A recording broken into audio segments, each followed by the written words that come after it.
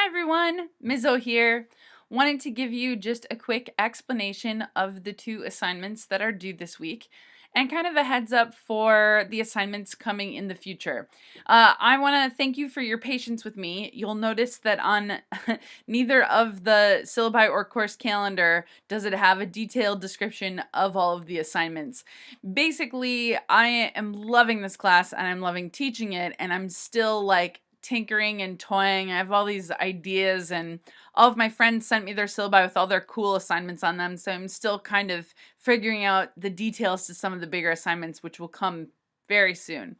But one of the things I really want to make sure we do over the course of the semester is some sort of reflection piece so that you're able to engage with the material, specifically the readings, but also the videos and any of the lectures that I put up. Or they're not really lectures, are they? Me chatting, talking about interpersonal theory things. And so I've tried this a bunch of different ways. I don't like quizzes. I don't want to give you a quiz every week. I don't really want to test you on the readings. I'm much more interested in watching you apply and engage in the material. I've done it like weekly discussion boards, and that worked okay, but it was kind of tedious and people kind of just did them to do them. So I'm trying something a little bit different this semester. They're basically journals. They happen 5 times throughout the semester. And the idea behind them is that it's going to allow you to take a couple of concepts from the reading and or the materials and apply them to your life, pop culture. So you sort of set up what the thing is that you're interested in, the concept or theory or idea is from the reading or material, and then apply it using clear examples from your own life. It's going to give you a chance to kind of engage and think and kind of go, oh, this, and I never thought of it because it's totally this in my life.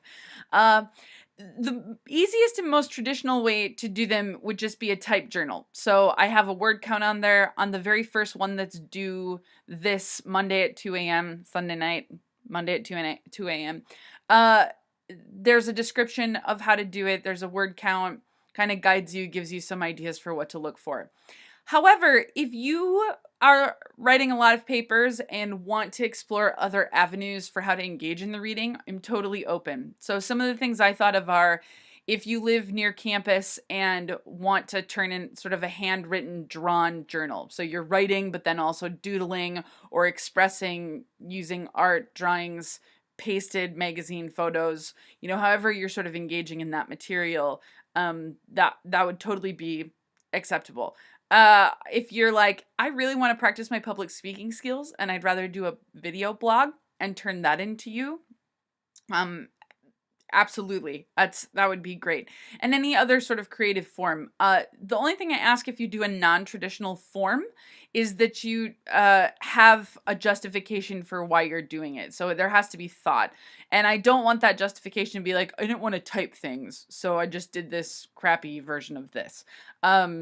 Whatever you do, I would like it to be invested and, worth the 20 points. But again, however you think it's best to sort of show me that you're reading and engaging in the material and thinking about it, I'm totally down with that. So our first one is due this week, and then I actually have all of them set up and all the dates. And the idea is that so this one that you're turning in, you can use any of the material we've read so far.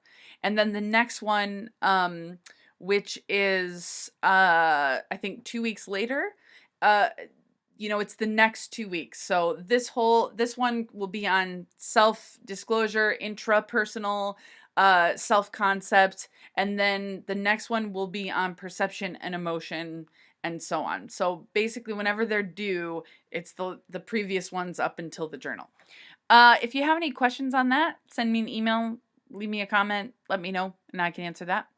The next thing that I want to do is, and I have taken this from a friend of mine, she loves doing it. The place she always says that you have to start with interpersonal is the self.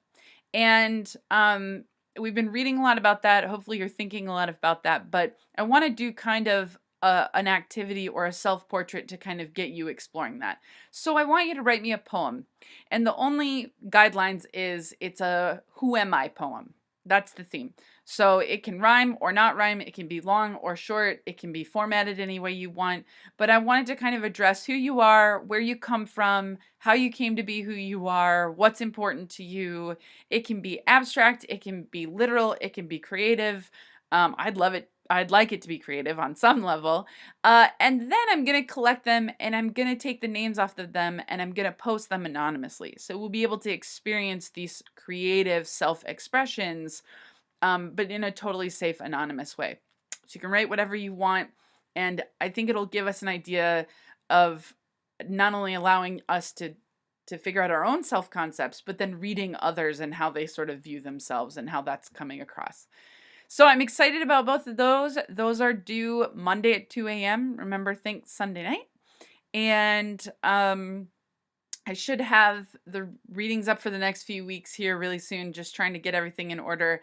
And I will post an assignment list when I get all the details worked up or keep putting them up. So you'll see all the journals and the poem are already up. If you have any questions, as always, let me know. And I hope you have a beautiful day.